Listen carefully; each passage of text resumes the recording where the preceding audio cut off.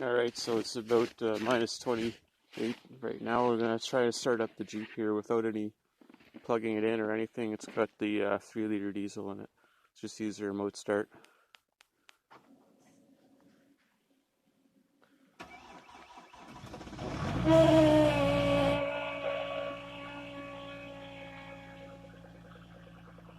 Alright, so start up. Sounds like we probably got a problem with the accessory belt. So I'll have to look at that later on.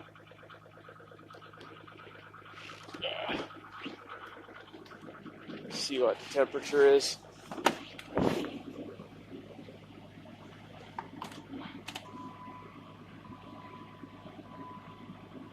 Oh, it's minus 27. Jeep's got 187,000 kilometers on it. Other than that, we got the electric heat on. If you turn all the dials all the way to the right, clockwise, you get electric heat on.